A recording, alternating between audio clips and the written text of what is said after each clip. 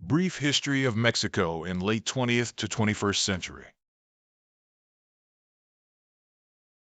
The Institutional Revolutionary Party, PRI, governed Mexico as a de facto one-party state for the majority of the 20th century, using corporatism and co-option to maintain power. Following the tradition of the Dedazo, the outgoing president unilaterally handpicked his successor, choosing the Secretary of Programming and Budget, Carlos Salinas de Gortari. This simulation triggered an internal rupture as a progressive faction known as the Democratic Current broke away to challenge the official candidate. Cardenas led the first competitive presidential challenge since 1929, criticizing the government's austerity measures and its turn toward neoliberalism. High levels of social politicization led to a massive turnout, with early returns showing the opposition leading in the capital and key states. As Cardenas appeared to be winning, the Secretariat of the Interior abruptly shut down the tabulation system, an event infamously known as Se cayó el sistema. The system crashed. When the system finally resumed operations a week later, Carlos Salinas de Gortari was declared the winner with just over 50% of the vote. The old ritual of unanimous presidential praise died that day, as opposition members interrupted the address to protest the stolen victory. To remove evidence of the fraud, the PRI and the opposition PAN later approved a motion to burn all the physical ballots in 1991. The 1988 rupture shattered the long-standing political consensus and established a competitive three-party system in Mexico. Salinas assumed office on December 1, 1988, despite the widespread allegations of tampering that would haunt his presidency's legitimacy. The 1988 election indicated indicators of an aging authoritarian culture and a growing demand for true democratization.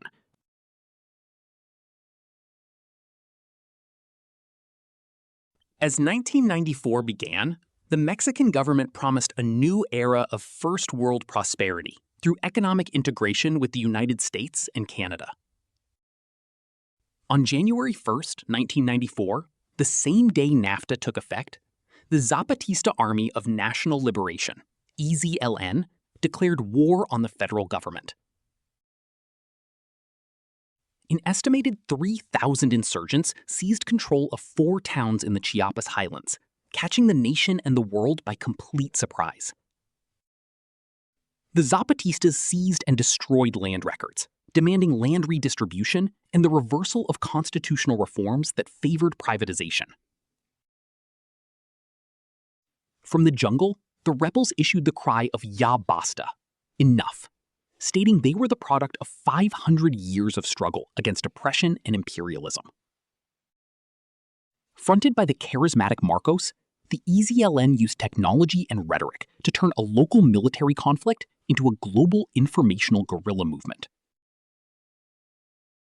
The government responded with overwhelming force, deploying thousands of soldiers to combat the insurrection and push the rebels back into the forest. The heaviest fighting lasted 11 days, leaving over 100 people dead, most of whom were Zapatista insurgents. Massive peace marches across the country pressured President Salinas to order a unilateral ceasefire and begin negotiations.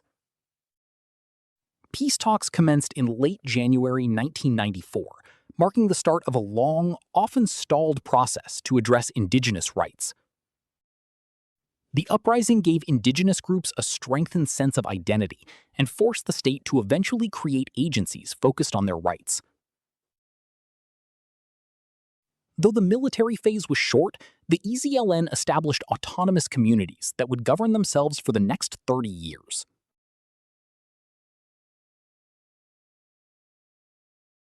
As 1994 drew to a close, the appearance of economic health was fading, masked by a massive unrecorded spending spree during the election year. Political shocks, including the Zapatista uprising and the assassination of the PRI's original candidate, Luis Donaldo Colosio, shattered investor confidence. To prevent capital flight, the government had issued short-term debt instruments called tesobonos, which shifted the exchange rate risk directly onto the state. Zedillo inherited a precarious situation where liquid liabilities were 9 times greater than the central bank's actual dollar reserves. 19 days after taking office, the Zedillo administration suddenly devalued the peso by 15%, triggering immediate panic in the markets. After losing $4.5 billion in a single day, the government was forced to abandon the fixed peg and let the peso float freely, causing it to plummet.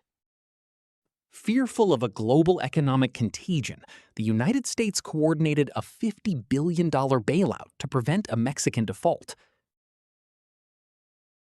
Thousands of mortgages went into default as interest rates soared and real wages for workers fell by up to 35%. Mexico slipped into its worst recession since the 1930s, with over 1 million people losing their jobs in the formal sector alone. The crisis, known as the Tequila effect, sent shockwaves throughout emerging markets in Asia and the rest of the Americas.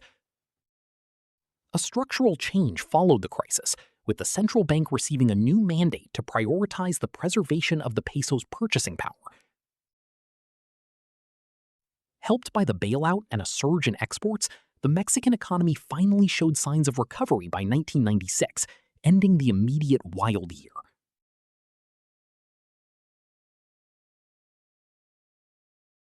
Shortly after his narrow and contested election, President Calderón ended decades of passivity and declared an all-out war on drug cartels. Calderón deployed over 45,000 troops across Mexico, making the military the centerpiece of a new domestic security strategy. The government pioneered a kingpin strategy to capture or kill cartel heads, resulting in the takedown of 25 of the top 37 most wanted criminals. Former elite soldiers defected to form Los Zetas, a group that operated with a level of paramilitary efficiency that rivaled legitimate business enterprises. Cartels utilized brutal tactics, including narco messages and execution-style killings, to intimidate the public and the state. The conflict turned Mexico into a daily theater of death, where desecration of bodies and mass graves became horrifyingly common. In 2008, the Mérida Initiative was launched, providing $1.6 billion in U.S. aid, including aircraft, intelligence, and secure communications.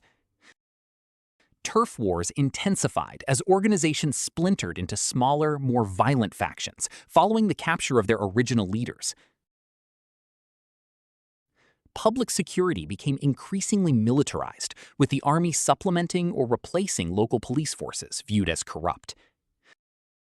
The militarized crackdown led to a staggering rise in human rights violations, including reports of torture and extrajudicial killings. Journalists became frequent targets of both cartels and corrupt officials, leading to widespread self-censorship in the media. By the end of Calderón's term in 2012, the drug war had claimed at least 60,000 lives and left tens of thousands disappeared.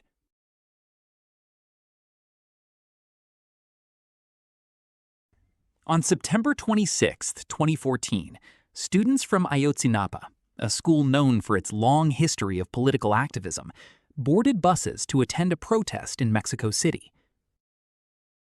Local police intercepted the caravan in Iguala, Guerrero, opening fire in a shootout that left 6 people dead and dozens wounded. 43 student teachers were detained by the police and then kidnapped, never to be seen again. The disappearance of the 43 students became a watershed moment that exposed the deep collusion between the state and organized crime. The government claimed the students were handed over to a drug cartel and their bodies incinerated in a garbage dump in Cocula. Independent forensic experts later discredited the official version, proving that a fire of that magnitude was physically impossible in that location. The case triggered nationwide protests and a soul-searching debate over how such a massacre could occur in 21st century Mexico. Public opinion overwhelmingly blamed public officials and institutions, giving rise to the rallying cry, "It was the state." Just weeks after the abduction, a conflict of interest scandal involving a luxury mansion further eroded the legitimacy of President Enrique Peña Nieto. Frustrated by the lack of local progress, the family sought international support and justice from the UN Committee on Forced Disappearances.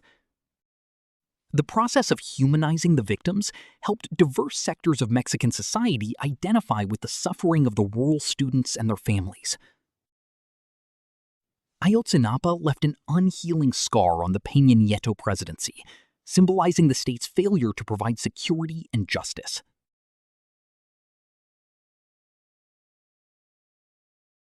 In 2018, AMLO and his National Regeneration Movement, Morena, won a historic victory, securing the first outright majority in modern Mexican history. The president promised a fourth transformation, 4T, of public life, aiming to dismantle the neoliberal model and eradicate systemic corruption. The administration established a new way of doing politics, prioritizing direct communication with the simple and humble people. The 4T project claimed to settle the historic debt with indigenous peoples by recognizing them as subjects of public law. The government prioritized large state-funded infrastructure projects, though they faced criticism from indigenous groups over land concerns. Expanded social programs, including pensions and youth employment stipends, were credited with lifting millions of Mexicans out of poverty. Morena rapidly grew into the nation's dominant political force, absorbing politicians from other parties and winning a majority of state governorships. Despite campaign promises to demilitarize, AMLO created the National Guard and eventually placed it permanently under military control. Sheinbaum campaigned on a slogan of continuity with change, pledging to advance the reforms initiated by her predecessor. Sheinbaum made history as the first woman and the first person of Jewish descent to hold the office of the presidency in Mexico. With supermajorities in Congress, the new administration immediately began implementing structural transformations to the Mexican state. The transition signaled the consolidation of Morena's hegemony, promising a new era of equality and the deepening of the 4T.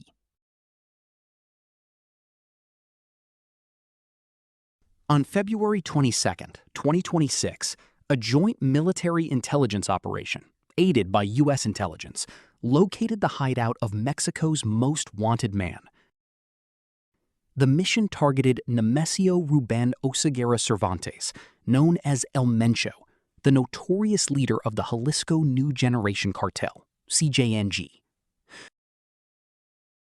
Forces moved with overwhelming strength into the cartel's stronghold to capture the man who had coordinated global drug trafficking for years. Heavy clashes broke out as the cartel used high-end weaponry and narco tanks to defend their leader's position. Seriously injured during the intense crossfire, the kingpin who had normalized the drug war's worst horrors was finally in custody. El Mencho died en route to the capital, succumbing to his wounds before he could ever be tried. The death of the kingpin immediately triggered a wave of narco blockades and retaliatory violence across multiple states. The unrest turned deadly, with clashes between cartel cells and security forces killing at least 25 National Guard members. Panic spread as the violence destabilized large swaths of the country, leaving a power vacuum in the criminal underworld. On March 3, 2026, the fallen drug lord was buried in a golden casket following an elaborate and highly guarded funeral ceremony.